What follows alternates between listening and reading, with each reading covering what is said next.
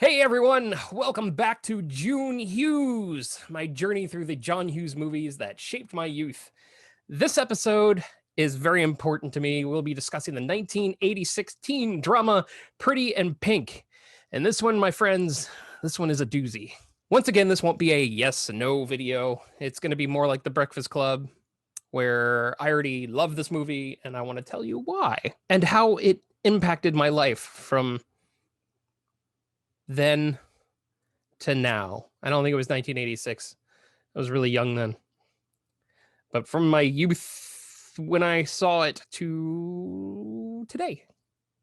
Also, just like the Breakfast Club video, it's probably going to get a little heavier and more introspective because it's a very it's a heavy movie. It's a heavy movie. It's still John Hughes. It's still full John Hughes, and we'll talk about that. That's what this whole video is about. That's why you click the button to watch this. Unless you don't know about the movie and this is the only way you're going to learn from it. I feel proud to tell you about this movie then. I also feel proud to tell you about this movie if you know about it. I'm also proud to tell you about this movie even if you know about it and you disagree completely with me. Get on with it. Yes, get on with it! So grab your favorite record, put on your pink dress, and let's dig into Pretty in Pink.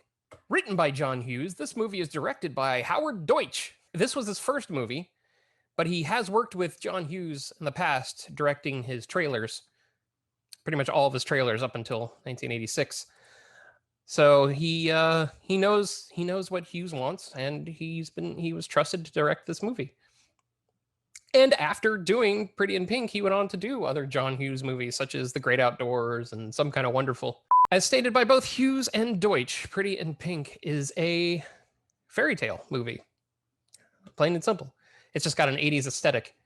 There's no castles or princesses or dragons or that kind of thing, I don't think. Are there any shot at the same school where they filmed the movie Grease? This movie started my childhood crush on John Cryer, on James Spader, on Molly Ringwald. The movie stars Ringwald as Andy, the poor girl who has the stress of taking care of her dad, played by the late, great Harry Dean Stanton, as his depression over his wife leaving them will not go away. And on top of that, she has to be a high school student from the poor side of the tracks. So she's got a lot on her plate.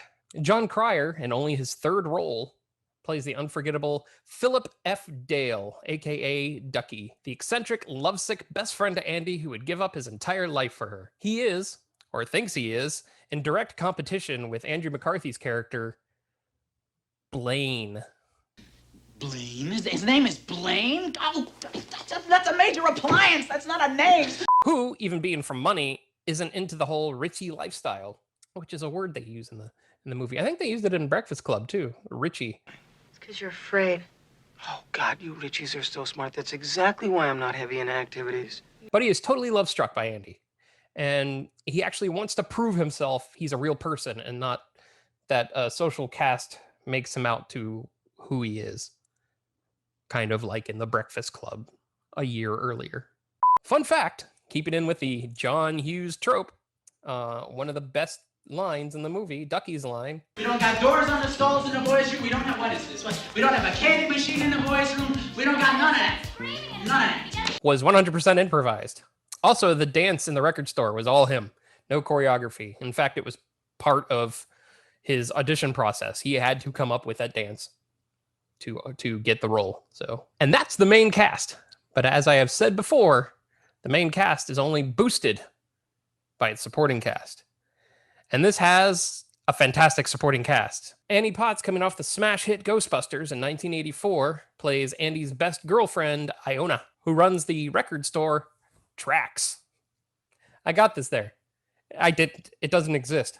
The movie doesn't have really a human antagonist, but if anyone comes close to being the bad guy, it would probably be Steph, played by the master of being an asshole, James Spader. Another fun fact, during the audition, Spader was so vile and horrible to Deutsch and Hughes, he almost didn't get cast until they realized he was just encompassing that role. And he's gone on to say, he's really got the market closed on being the rich asshole. Smaller parts. I know, there are no small parts. Include Andrew Dice Clay, Dweezil Zappa, and Christy Swanson appearing in maybe 1 or 2 scenes. And keep an eye out for a quick, baby-faced, teenaged Gina Gershon. Shut up. Said that with a lot of emphasis. Gina Gershon. Unlike the majority of the movies John Hughes has done, Pretty in Pink is not a comedy with drama elements in it.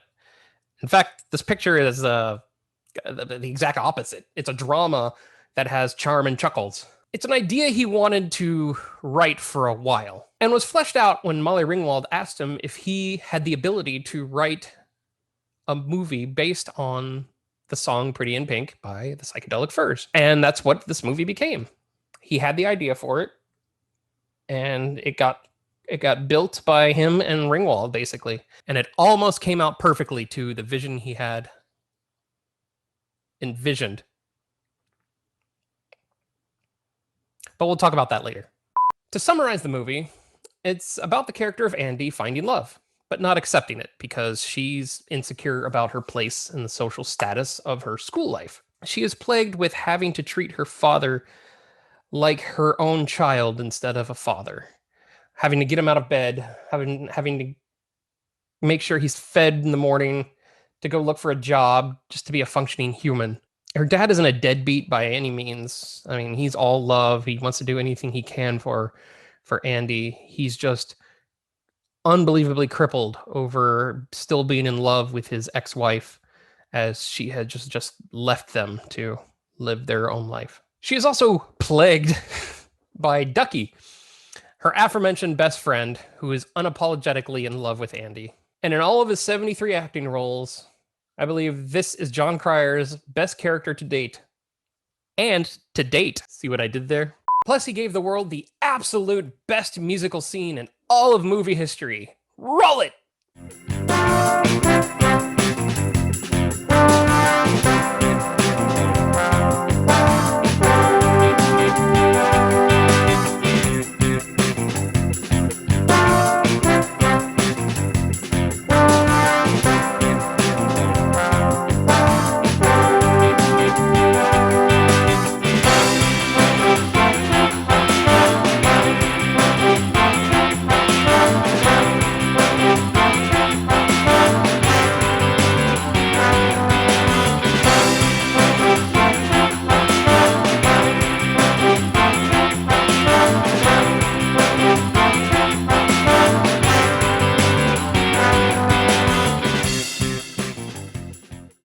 Okay, well, you knew we weren't going to be able to play that the right way, so at least you got to see it.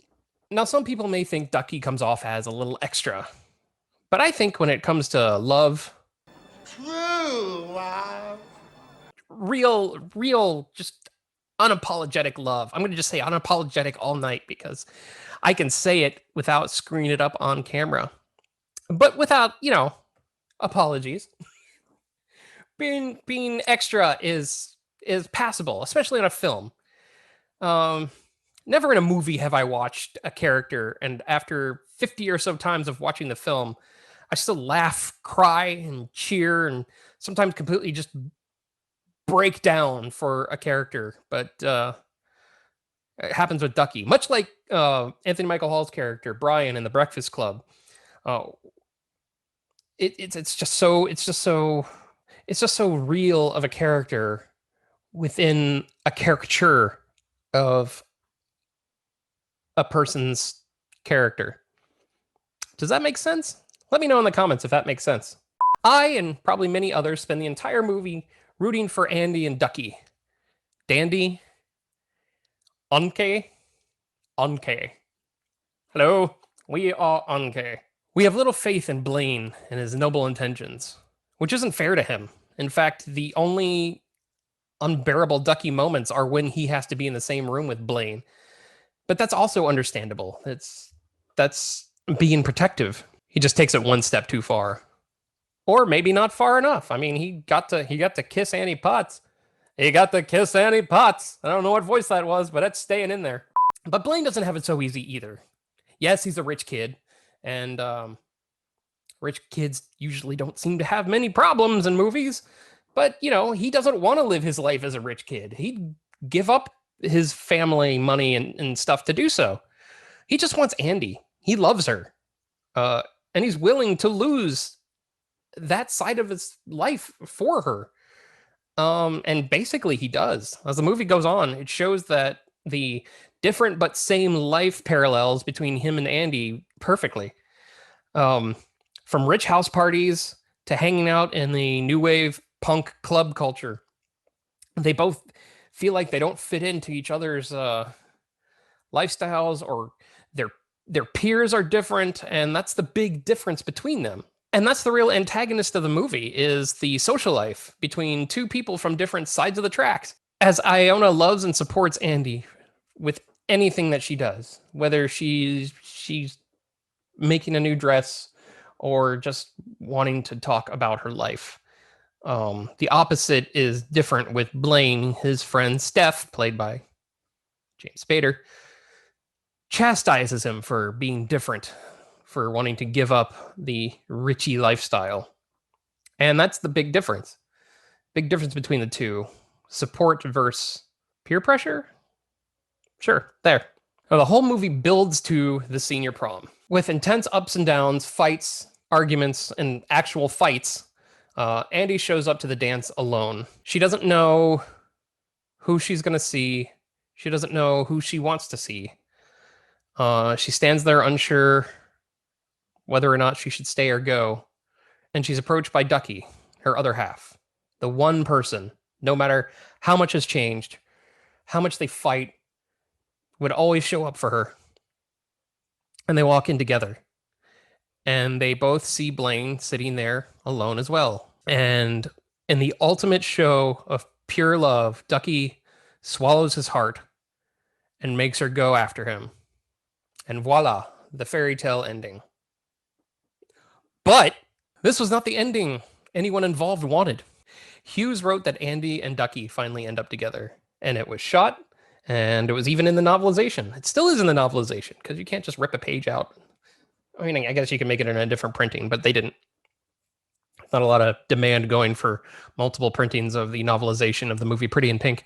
Now, through word of mouth and hearsay, it was a bit of trivia and kind of a rumor-made fact that Molly Ringwald didn't like winding up with Ducky and demanded that they change the ending. And that is entirely untrue. But what really happened was, after shooting the original ending, test audiences booed and hated it. And it makes sense. Here's a Romeo and Juliet type story of two people from two different lives coming together to have a fight, just a fight, a misunderstanding, and she ends up with the prediction of who they were setting up for in the background. It just didn't make sense. It really doesn't. I'm a Ducky fan, and I think the movie ends perfectly. But Hughes had to write a new ending and get it shot ASAP. The Duckman actually gets a girl in the movie, so it was a cute moment. Sadly, it was Christy Swanson, and we saw how she turned out. So now, I'm not sure if it was on purpose, but it's one thing I did notice. One scene early in the film, Andy was driving Ducky home, and he was going through the radio looking for stuff to listen to. The radio's over here. He's going through the radio, and you had to twist the radio in the 80s. Some had the little full-on push-button knobs, but you really had to twist. So he's looking through the channels, and a quick bit of If You Leave by OMD comes on. And as soon as it comes on, Ducky quickly changes it, saying, "I hate this song."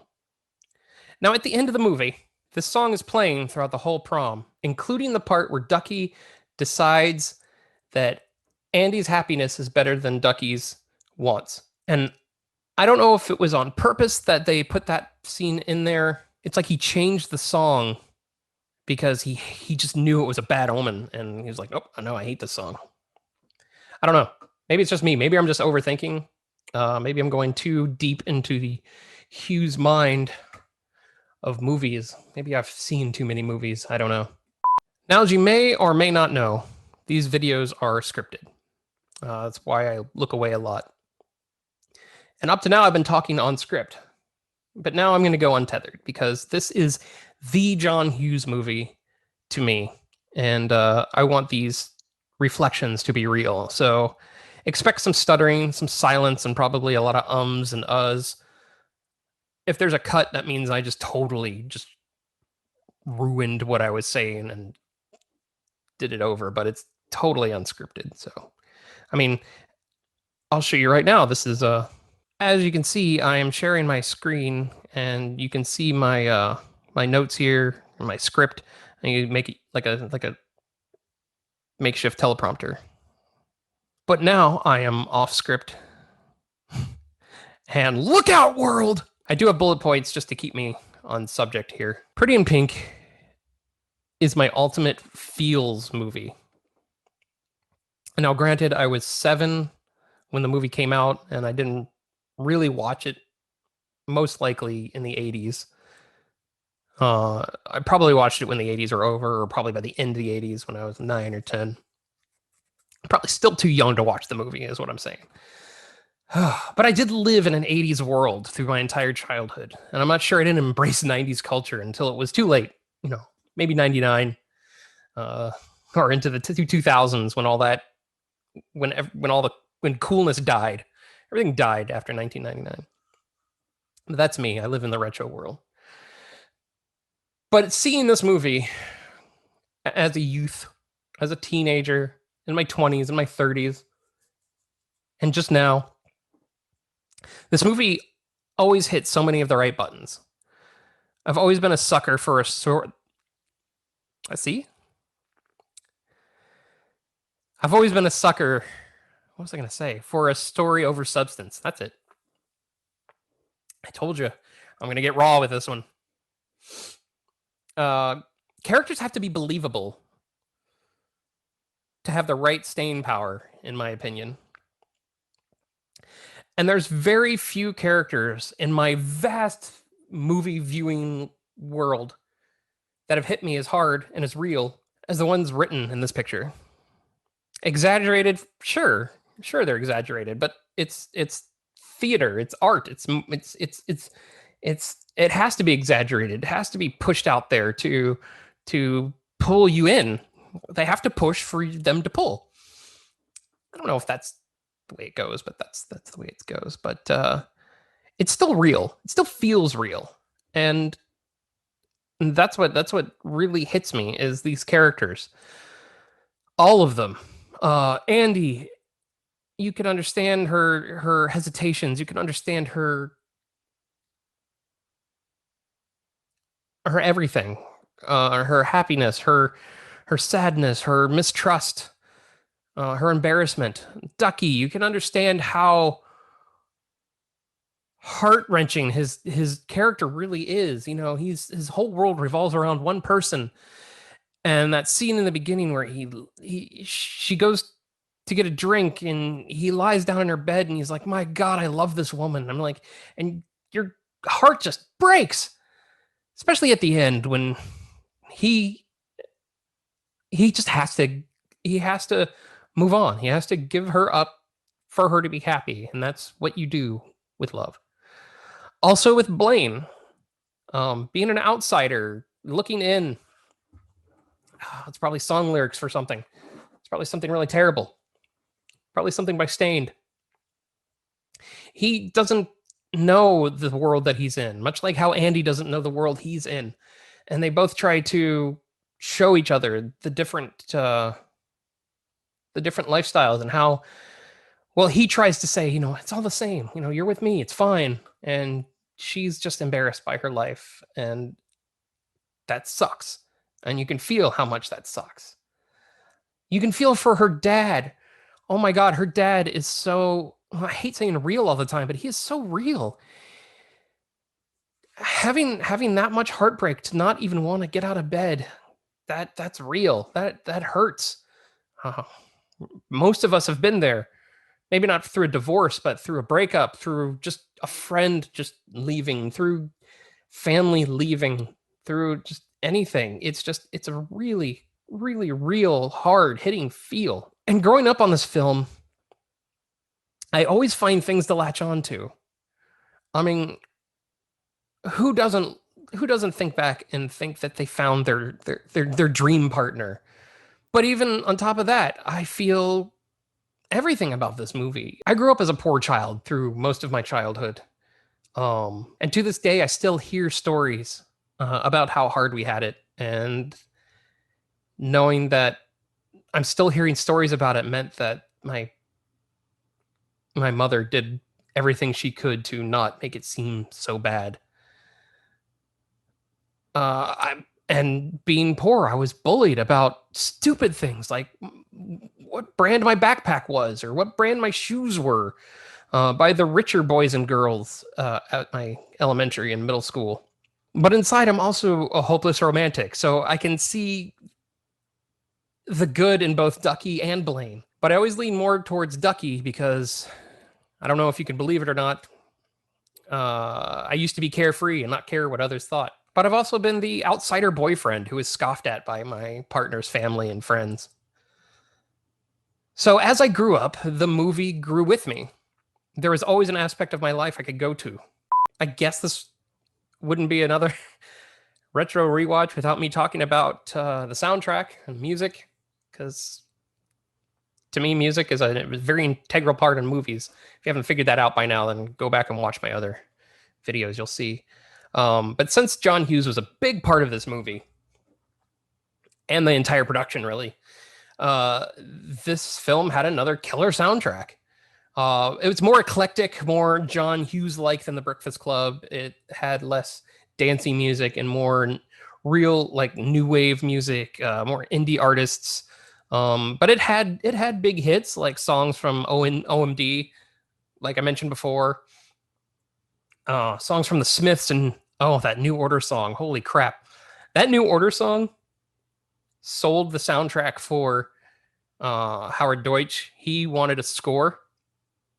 And Hughes was like, just let me show you this scene and let me put it to this New Order song.